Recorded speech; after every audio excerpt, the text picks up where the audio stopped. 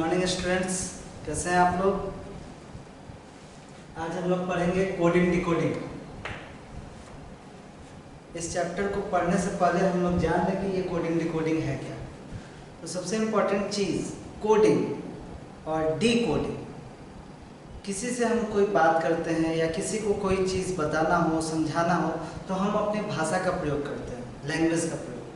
Language जो हम लोग बोलते हैं, जो हम लोग लिखते हैं, जो हम लोग इशारों में करते हैं, ये सारे तरीके हैं अगले के पास अपने मैसेज को पहुंचाने के। ठीक है, यानी कि वो उसका कोड हो गया, लैंग्वेज कोड हो गया, इशारे का कुछ कोड होता है। ठीक है, जैसे हाँ करना हो तो हम लोग गर्दन को इस तरीके से हिलाते हैं, इससे हम लोग समझते हैं कि किसी चीज़ में कोई हामी बन रहा है। कोई ना करता है तो गर्दन ऐसे हिलाता है, यानी कि उसको ना कर रहा है। यानी कि ये एक तरह का कोड है जो कि आपको उससे समझ में आ जाता है कि हाँ इसका ये कहना है। उसी प्रकार यहाँ भी कोडिंग डिकोडिंग में हम लोग ये चीज़ पढ़ेंगे कि कोई चीज़ अगर दिया हो तो उससे हम लोग क्या समझेंगे, और उसके रेस्पेक्ट में जो चीज़ पूछा जा रहा है उसका जवाब देंगे कि हाँ उसी सेम सिचुएशन में उसका क्या रिस्पॉन्स होना चाहिए, उसका क्या आंसर होना चाहिए। ठीक है, फॉर एग्जाम्पल कहा if Ram is written as MAR, then cat will be written as। अगर राम को हम लोग MAR लिख सकते हैं तो कैट को क्या लिख सकते हैं, ये कोडिंग हो गया। ठीक है, फॉर एग्जाम्पल कोई खुफिया जानकारी मुझे कहीं पहुंचानी है जिसके लीक होने का डर हो कि मैं अगर कोई बात कहूं और अगले तक पहुंचने से पहले, जो कि गुप्त रखना है, उस बात को प्राइवेट रखना है, वो चीज़ किसी और तक पहुंचने से पहले वो ब्रॉडकास्ट हो जाए, यानी कि दूसरे लोगों के पास वो मैसेज चला जाए। तो इस चीज़ के लिए भी कोडिंग किया जाता है, और उस कोडिंग का सिर्फ डिकोडिंग वही कर सकता है जिसके लिए वो मैसेज है। ठीक है, तो ये तरीका होता है कोडिंग डिकोडिंग का, ये इसका इम्पोर्टेंस है। आप सुनते होंगे कि जितने भी इंटेलिजेंस डिपार्टमेंट्स हैं, चाहे वो अमेरिका की FBI हो, ठीक है, या फिर इंडिया का CBI हो, सेंट्रल ब्यूरो ऑफ इन्वेस्टिगेशन हो, IB हो, जो भी है, ठीक है, या फिर रॉ हो, ये सारे जो इंटेलिजेंस पे काम करती है, ये इंटेलिजेंस किस बेसिस पे काम करती है, इस चीज़ को आप लोग जान लीजिए। तो जो भी बातें आजकल तो सारी बातें एक दूसरे से मैसेज पहुंचाना है तो हम लोग इस्तेमाल करते हैं अपने मोबाइल फ़ोन का, और कुछ हद तक इस्तेमाल अब होने लगा है सैटेलाइट फ़ोन्स का भी।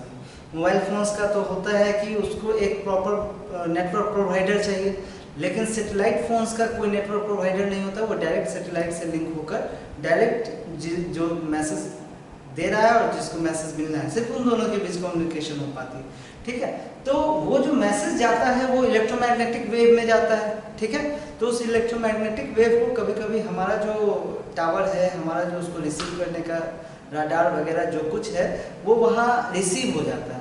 तो रिसीव होने के बाद वो मैसेज हमको सीधे समझ में नहीं आता है।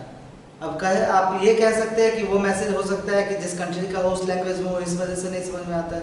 तो ये भी एक वजह हो सकता है कि दूसरी लैंग्वेज को अगर हम ना जाने तो वो समझ में नहीं आएगा। लेकिन कई बार लैंग्वेज के एक्सपर्ट्स भी बैठे होते हैं उसको समझने के लिए, लेकिन वो समझ नहीं पाते हैं। क्यों? क्योंकि उसको कोड किया जाता है, इस तरीके से उसको पेश किया जाता है कि वो बीच के लोगों को, जो कि इंटरसेप्ट कहा जाएगा, कि इस इंटरसेप्ट से ऐसा कुछ फील हो रहा है, लेकिन वो हम लोग पकड़ इसलिए नहीं पाते हैं क्योंकि हम लोग उसका प्रॉपर डिकोडिंग नहीं जानते। वो एक प्रॉपर कोड में भेजा है अगले को, जिसको डिकोड सिर्फ अगला कर सकता है। ठीक है, उन दोनों के बीच में पहले कम्युनिकेशन हो चुका है कि मैंने इसको इस तरीके से कोडिंग किया है, वो मैसेज आप तक पहुँचे तो आप उसको इस प्रकार से डिकोड कर लें। तो वो डिकोडिंग करने के लिए हमारे इन्वेस्टिगेशन डिपार्टमेंट्स में, रॉ में, CBI में, ठीक है, इन सब जगह एक से एक एक्सपर्ट बैठे हैं और तरह तरह से दिमाग लगाते हैं कि मैसेज को कैसे डिकोड किया जा सकता है। ठीक है, तो ये डिकोडिंग का इम्पोर्टेंस है। सबसे ज़्यादा इम्पोर्टेंस आजकल खुफिया विभाग में है इस कोडिंग डिकोडिंग का। ठीक है, तो हम लोग जो कोडिंग डिकोडिंग पढ़ेंगे, ये बस एक छोटा सा एग्जाम्पल होगा, एक बहुत छोटा सा चीज़ होगा, नॉर्मल सा चीज़, कि आप बस इसको जान सके कि what is coding and decoding. इसका रेंज काफ़ी बड़ा है, आप जितने तरीके से डिकोड करने का सोच सकते हैं उतना नया तरीका कोडिंग का आ जाएगा। ठीक है, जैसे कहा जाता है ना कि हर ताले का तोड़ जो है चोर के पास होता है। ठीक है। तो कितना भी नया ताला लगा लो, चोर उसका ये कर लेगा। तो वैसे ही कितना भी कोड बना लो, उसको डिकोड करने वाले एक्सपर्ट आ ही जाते हैं। हो सकता है कि कोई चीज़ हम डिकोड कर लिए लेकिन अगला चीज़ हमसे ना हो, और हमसे वो डिकोड जो ना हुआ हो वो अगले के दिमाग में आ जाए कि अच्छा इसको इस प्रकार से डिकोड कर सकते हैं। ठीक है, तो ये काफ़ी बढ़िया चीज़ है और इंटरेस्टिंग भी चीज़ है। इससे आपको दिमाग लगाने का मौका मिलेगा कि कैसे चीज़ों को कन्वर्ट किया जा सकता है कोड में, और फिर उसको कैसे डिकोड करके हम उससे ओरिजिनल मैसेज को प्राप्त कर सकते हैं। जैसे एक छोटा सा example, if Ram is written as MAR then CAT cat will be written as. Clearly दिख रहा होगा आपको कि यहाँ जो फर्स्ट था वो लास्ट हो गया, जो लास्ट था वो फर्स्ट हो गया, यानी कि इस नाम को रिवर्स ऑर्डर में लिख दिया गया। तो उसी तरीके से इसको भी रिवर्स ऑर्डर में लिख देंगे, क्या हो जाएगा TAC। ठीक है बच्चों, काफी आसान सा एग्जांपल दिए हैं। तो क्वेश्चन ऐसे ही पूछता है, एक कोड और उसका डिकोड दिया होगा। ठीक है, अगर इस कोड को हम लोग ऐसे डिकोड कर सकते हैं तो इस कोड को हम लोग डिकोड करके क्या लिखेंगे। ठीक है, तो यही मैं कह रहा था कि जिसको मैसेज देना है वो अगले से बात करेगा तो बताएगा कि मैं राम को MAR लिख के भेजूंगा। ठीक है, तो अगर मैंने उसको कैट लिख के भेजा तो वो खुद ब खुद समझ जाएगा कि वो TAC टैक्ट करना चाह रहा है। ठीक है, तो ये इंपॉर्टेंस है इसका कोडिंग डिकोडिंग का। ठीक है, और भी बहुत सारे तरीके हैं डिकोड करने के। ठीक है, सारे तरीकों को तो डिस्कस नहीं कर सकते, ये आपके दिमाग लगाने की चीज़ है कि आप चीज़ों को कैसे हैंडल करते हैं। फॉर एग्जाम्पल एक छोटा सा एग्जाम्पल और लेते हैं, GIVE, give is written as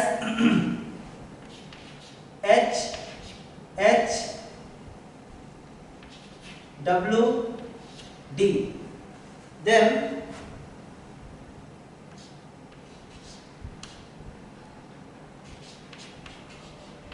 Mars will be written as। ये कोड है, इसका ये डिकोड है। अगर गिव को हम लोग HHWD लिख सकते हैं तो मार्स को क्या लिख सकते हैं, ये क्वेश्चन जरा सा आप ध्यान से देखिए तो आपको खुद दिख जाएगा।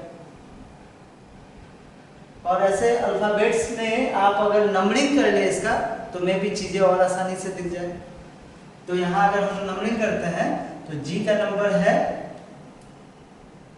7, I का है 9, 22, 5, और यहाँ देखिए H का नंबर है 8, इसका भी 8, इसका भी 23 और इसका 4। यहाँ देखिए ये +1 हुआ है, ये -1 हुआ है, ये +1 है, ये -1 है, फिर ये +1 है और फिर ये -1। यानी कि क्लियरली पता चल रहा है कि G को H लिखा एक आगे जाकर एक फॉरवर्ड, I को H लिखा एक बैकवर्ड, D को W लिखा एक फॉरवर्ड, E को D लिखा एक बैकवर्ड। ठीक है, तो अगर आपको अल्फाबेट्स का नंबर याद हो, मैं नंबर याद करने का तरीका आपको बताया हूँ पहले के क्लासेस में, तो वो अल्फाबेट्स को याद कीजिए कितने नंबर्स पे है, उस पर डालेंगे तो आपको खुद ब खुद एक पैटर्न यहाँ दिख जाएगा। ठीक है, तो उस पैटर्न को समझना और आगे के क्वेश्चन को आंसर करना है। M में +1 करेंगे M, A से एक पौधे जाएंगे Z, R के एक फॉरवर्ड जाएंगे S, S के एक फॉरवर्ड पीछे आएंगे R। ठीक है, MN +1, A से एक बैकवर्ड जाएंगे तो Z, R से एक फॉरवर्ड जाएंगे S, S से एक बैकवर्ड आएंगे R। ठीक है, ऐसे हम लोग डिकोड कर लेंगे। ठीक है, एक और एग्जांपल दूंगा, मतलब कोडिंग डिकोडिंग का सिर्फ एक तरीका नहीं है कि उसको आगे से पीछे लिख दे या फिर नंबर के बेसिस पे +1 -1 हो रहा है, मतलब इसका कोई भी बेसिस हो सकता है और इस बेसिस को आपको समझना इंपॉर्टेंट है। ठीक है बच्चों, चलिए एक और एग्जांपल देखता हूं।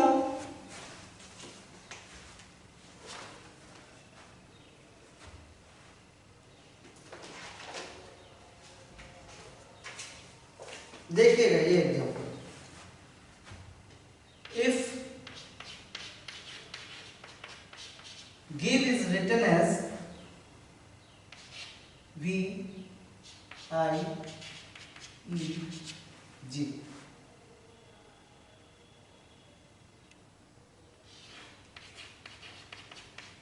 over is written as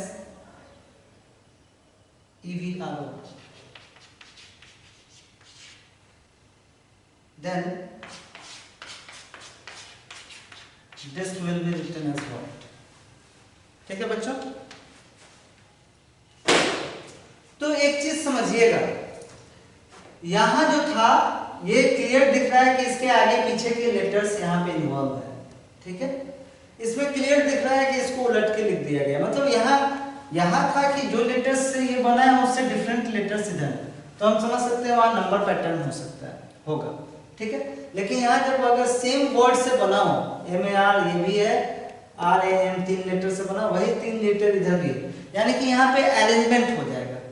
तो अरेंजमेंट कैसा होगा, इसको पलट के उल्टा करके रिवर्स ऑर्डर में लिखा गया है, तो इसको भी रिवर्स लिखा। यहाँ भी देखिए GIVE है ना, OVER, यानी कि सेम जो भी वर्ड दिया गया है उसका डिकोड जो है वो उन्हीं सेम लेटर्स से बना हुआ है, ठीक है।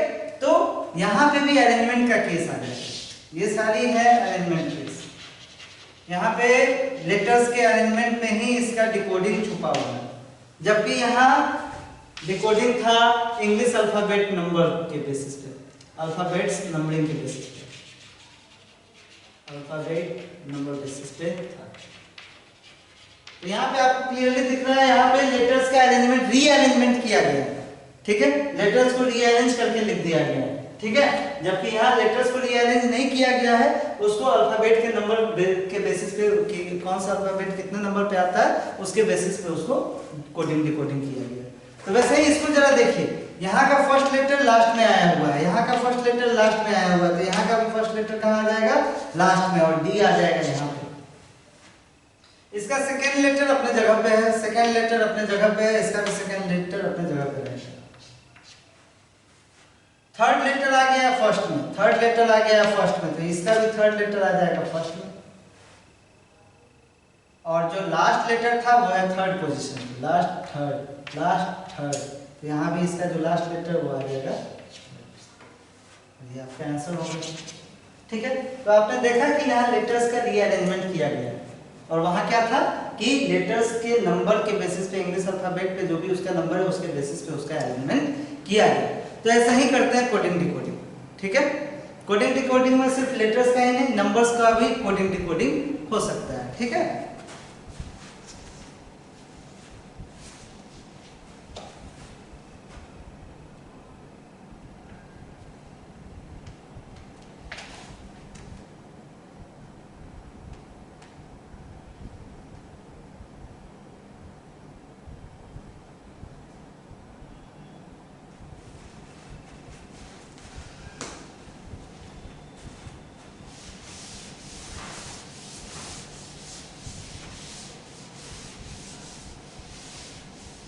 बच्चों एक और इम्पोर्टेंट तरीका मैं बताता हूँ डिकोडिंग का, एक इम्पोर्टेंट वे ये भी है, work is written as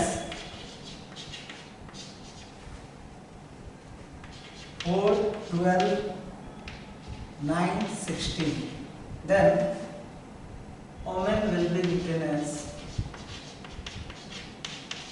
what, ठीक है। तो आपको यहाँ कुछ समझ में आ नहीं रहा होगा कि क्या करना है क्या नहीं, लेकिन अगर आप इंग्लिश अल्फाबेट के नंबर को फ्रंट ऑर्डर और रिवर्स ऑर्डर में याद किए होंगे, उसके बेसिस पे अगर आप सोचेंगे तो आपको इसका आंसर मिल जाएगा, ठीक है। W आता है 23rd प्लेस पे, W कितने नंबर पे आता है, 23rd प्लेस पे। O आता है 15th प्लेस पे, ठीक है। R आता है कितने प्लेस पे, 18th प्लेस पे, और K आता है 11th प्लेस पे। इससे भी कुछ इसका नंबरिंग का पता नहीं चल रहा है, लेकिन अगर आपको याद होगा कि अगर हम लोग रिवर्स ऑर्डर में अल्फाबेट का नंबरिंग करते हैं 1 2 3, if we start 1 2 3 from Z, then we will get W as number 4th. For example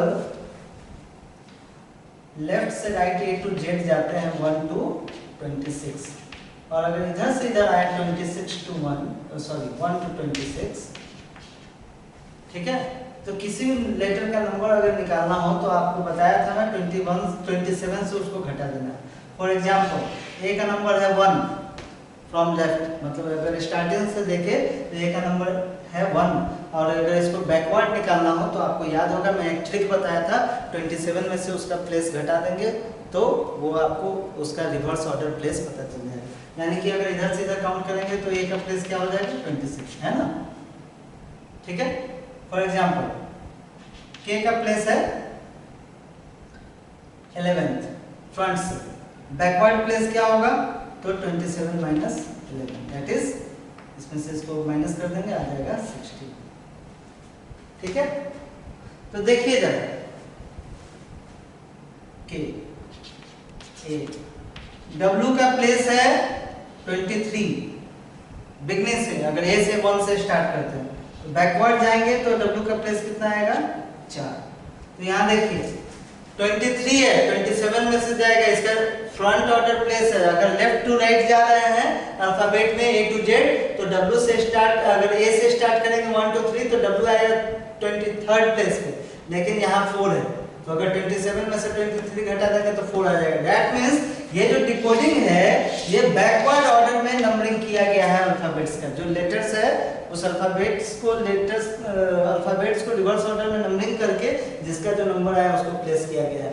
27 में से 23 जाएगा 4, 27 में से 15 जाएगा 12, 27 में से 18 जाएगा 9, 27 में से 11 जाएगा 16, यानी कि ये जो नंबरिंग किया गया है WORK का रिवर्स ऑर्डर में नंबरिंग किया गया है।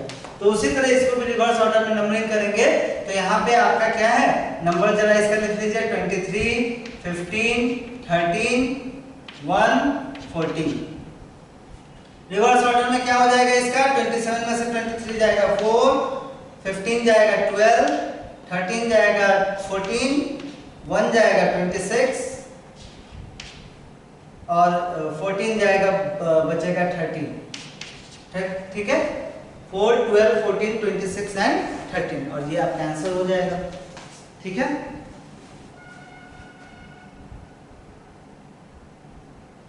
चलिए एक और देखता हूं example. CUP, cup is written as 40, then kite will be written as।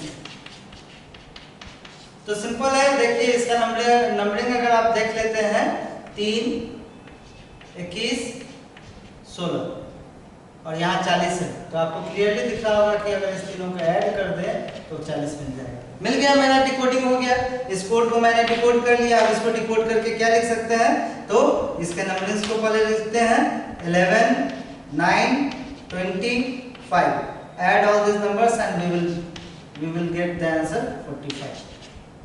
ठीक है,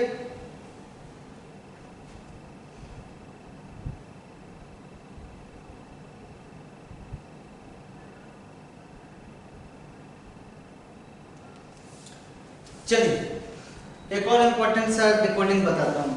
मैं जितने टाइप्स को बता रहा हूँ बारी बारी से, जितने भी एग्जांपल्स दिया हूँ सभी डिफरेंट टाइप्स के डिकोडिंग है। बच्चों इन सारे डिकोडिंग्स को आप ध्यान में रखें कि कितने तरीके से चीज़ों को डिकोड किया जा सकता है। मैं एक सबका छोटा छोटा एग्जाम्पल देके इसको बता रहा हूँ आपको। ठीक है, देखिए मैंने जितने भी क्वेश्चंस आपको बताया सबको एक बार आप इस वीडियो को अगर आपको एक बार में न समझ में आए तो 2 बार 3 बार जितनी बार में समझ में आए सारे एग्जाम्पल्स को सबसे इम्पोर्टेंटली आप समझें। ठीक है, वो आपको ज़्यादा बेनिफिट देगा कि हाँ चीज़ों को कैसे डिकोड करते हैं इस चीज़ को सीखने के लिए। ठीक है बच्चों, चलिए एक और एग्जाम्पल देखता हूँ।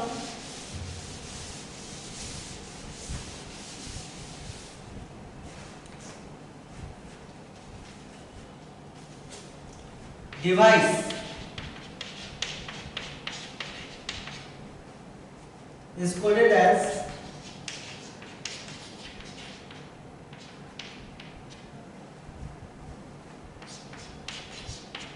collection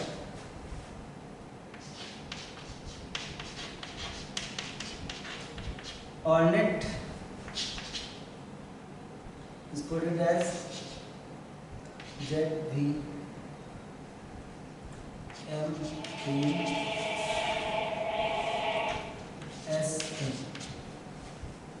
then video will be coded as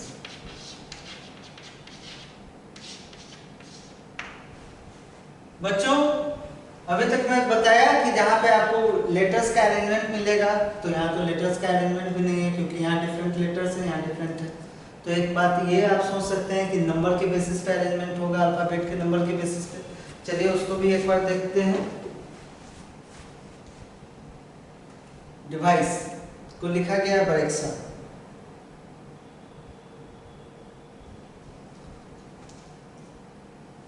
ordinate को लिखा गया ZVMES। चलिए नंबर के बेसिस पे देखते हैं। चलिए नंबर देखिए इसका 4, 5, 22, 9, 3, 5। इसके नंबर्स को लिखिए 2, 1, 18, 5, 23, 24, 1। ऑर्डिनेट देखिए 15, 18, 14, 1, 25, 26,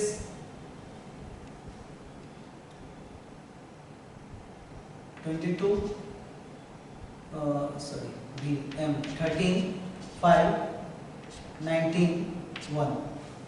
क्या इन नंबर्स में और इनमें कोई रिलेशन दिख रहा है, या फिर इसमें और इसमें कोई रिलेशन दिख रहा है? बच्चों यहाँ कोई रिलेशन नहीं दिख रहा है, यानी कि ये अरेंजमेंट नंबर के बेसिस पे भी नहीं है, अल्फाबेट के नंबर के बेसिस पे भी ये अरेंजमेंट नहीं है। तो अब हम लोग क्या करेंगे, इसका कैसे डिकोडिंग करेंगे? सोचिए, दिमाग लगाइए जरा।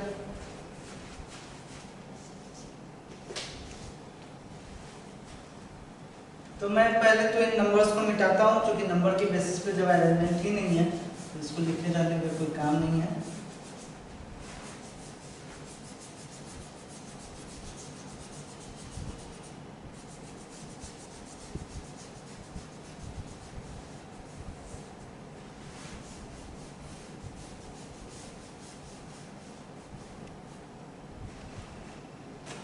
क्या था यहाँ पे? वीडियो।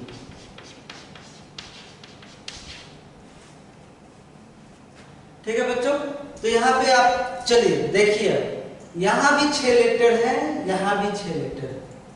क्या इन दोनों में कुछ कॉमन लेटर आपको दिख रहा है? जैसे ई, यहाँ दोनों जगह पे ई है, उस दोनों जगह को ए लिखा गया है, यानी कि ई को लिखा गया है कैसे? ए। ये एक सिमिलरिटी दिखा मुझे, ठीक है। यहाँ भी जो ई है उसको ए ही लिखा गया है, ठीक है बच्चों। तो एक चीज ये लग रहा है कि जो जिस पोजीशन पे है उसको सीधे उसका एक अलग डिकोड कर दिया। ई को डिकोड किया गया है ए में, डी को डिकोड किया गया है बी में, और कुछ लेटर कॉमन नहीं। तो यानी कि यहाँ पे आपको दिख रहा है क्लियरली, जैसे ही ये चीज मुझे दिखा, जितने जगह ई है उतने जगह पे ए है, यानी कि ये अरेंजमेंट सीधा सीधा डिकोडिंग हो गया कि इसको ये लिखना है। यहाँ कोई पैटर्न काम नहीं कर रहा है, यहाँ सीधा ये काम कर रहा है कि इसको ये लिख देना है, ई को ए लिख देना है, डी को बी लिख देना है, भी को आर लिखना है, आई को ई लिखना है, सी को एक्स लिखना है, फिर से ई को ए लिखना है। सेम वे ओ को जेड लिखना है, आर को भी लिखना है। देखिए v को r भी लिखा है तो यहाँ r को v भी लिखा है, ठीक है। दोनों एक दूसरे का कॉरेस्पॉन्डिंग है। n को m लिखना है, a को e लिखना है। देखिए यहाँ e को a लिखे या a को e लिखे, दोनों सेम चीज आ रहा है। t को s लिखना है और फिर से e को a लिखना है। तो सेम में v के लिए क्या डिकोड है? v के लिए डिकोड है r, तो इसका सीधा सीधा आंसर हो जाएगा r। i के लिए क्या डिकोड है? तो i मुझे यहाँ दिख रहा है और इसका डिकोड है e, तो इसका सीधा हो जाएगा E। D के लिए क्या डिकोड है? B, लिख देंगे B। E के लिए क्या डिकोड है? A। O के लिए क्या डिकोड है? Z। और ये आपको सीधा सीधा आंसर मिलेगा। तो आप 3 तरीके का अलग अलग देखें, एक सीधे लेटर्स के अरेंजमेंट पे, दूसरा अल्फाबेट के नंबर के बेसिस पे उसका अरेंजमेंट, और तीसरा ये देखिए डायरेक्ट है, ये सीधा सीधा इसको और इसको लिंक किया गया है कि E को A लिख सकते हैं या A को E लिख सकते हैं, डी को बी लिख सकते हैं या बी को डी लिख सकते हैं। इस तरीके से इसको डिकोड किया गया है। तो ये भी एक तरीका है कोडिंग डिकोडिंग का।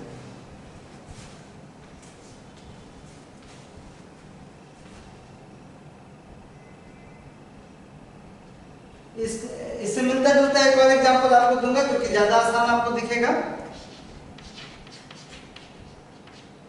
Gone is written as 5% to yes.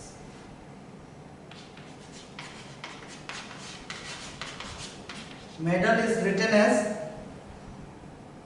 4 as $3 at the rate.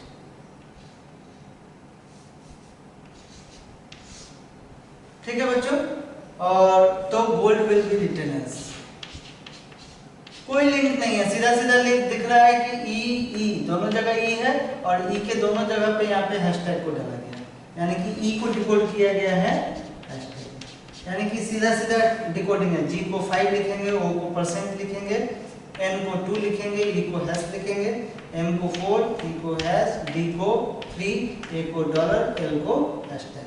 तो गोल्ड लिखना है, तो जी के लिए क्या है बच्चों डिकोड 5, ओ के लिए क्या डिकोड है बच्चों परसेंट, एल के लिए क्या है डिकोड @ और डी के लिए क्या है डिकोड डी, यहाँ बीच में है 3। ठीक है बच्चों, आसान सा एग्जांपल था, ये समझ में आ गया होगा आपको। इसी के बेसिस पे ये भी है, यहाँ लेटर्स को डायरेक्ट लिंक किया गया था, यहाँ पे लेटर्स को नंबर या फिर स्पेशल सिंबल या स्पेशल कैरेक्टर से डिनोट किया गया।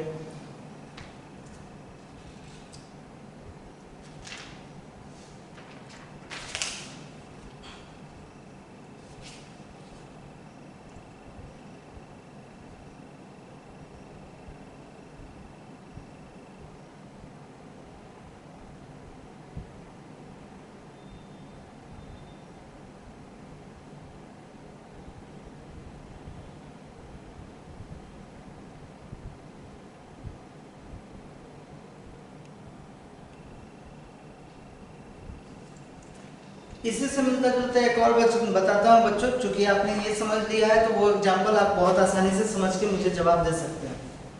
यहाँ पे देखा है ना, कॉमन लेटर्स को कॉमन ए से डिनोट किया गया।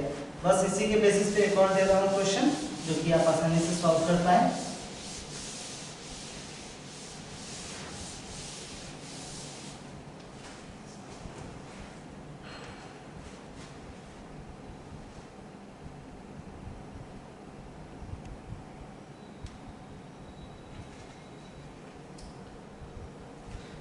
In a certain code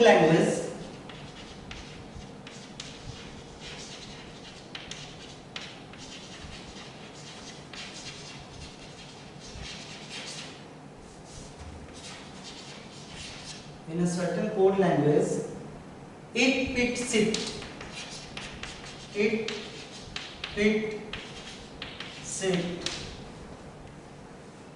means I am boy। किसी सर्टेन कोडिंग के लैंग्वेज में इट फिट्स इट का मतलब होता है I am boy, it needs it का मतलब होता है इट नीड सिट का मतलब होता है मीन्स आई एम गर्ल। तो आपको बताना है बच्चों कि what is the code of girl.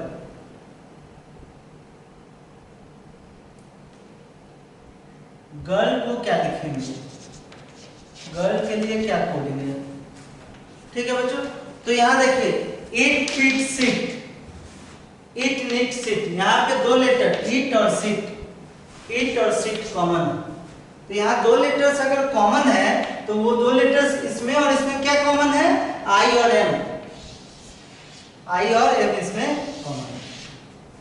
ठीक है बच्चों, यहाँ भी दो लेटर इट और सिट कॉमन है, यहाँ इट और सिट कॉमन है, जहां भी दो आई एम है यहाँ भी आई एम है। ठीक है, अब हम लोग ये बता नहीं सकते, ये चीज तो क्लियर हो गया ना कि बॉय को कोडिंग किया गया है फिट और गर्ल को कोडिंग किया गया है नीट। गर्ल के लिए कोड हो जाएगा नीट और बॉय के लिए कोड हो जाएगा, बॉय के लिए क्या है फिट। ठीक है, अब बच्चों अगर मैं पूछूं कि आई के लिए क्या कोड है और एम के लिए क्या कोड है तो क्या आप बता पाएंगे। तो यहाँ इट है सिट है, यहाँ आई है एम है, यहाँ भी इट है सिट है आई है एम है। तो इसका आंसर इट होगा, सॉरी आई, इसका इट होगा या सिट होगा, और इसका इट होगा या सिट होगा। दोनों में से कौन किसका होगा ये हम लोग क्लियर बता नहीं सकते हैं, क्योंकि दोनों में से आपसी अरेंजमेंट भी हो सकता है। आई का इट और सिट में से कोई हो सकता है, एम का इट और सिट में से कोई और हो सकता है। अगर एक दो और ऐसा स्टेटमेंट देता तो शायद क्लियर हो पाता कि किसका क्या है, लेकिन नहीं दिया है। तो यहाँ पे हम लोग सिर्फ गर्ल का और बॉय का ही परफेक्ट डिकोडिंग कर सकते हैं कि गर्ल को निट कहा जाएगा और बॉय को पिट कहा जाएगा। ठीक है, आसान है, जो कॉमन है उसको छांट के बनाता है इसको।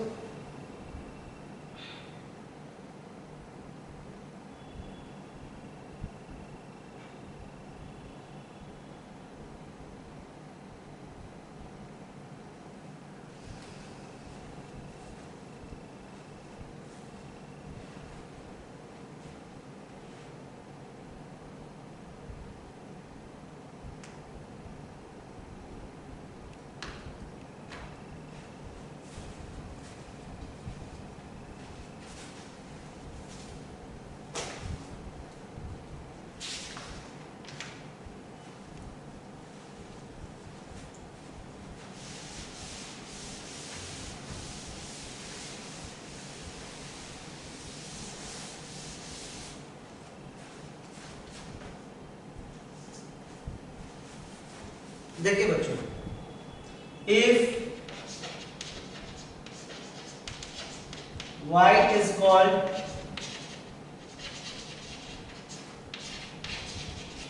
blue,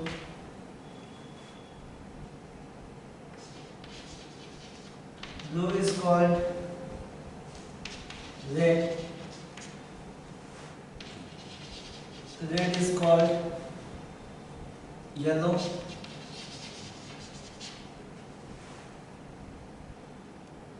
yellow is called green,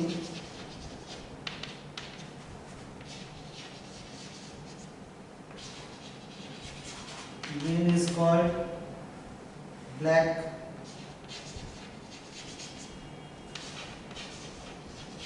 black is called violet, and violet is called orange.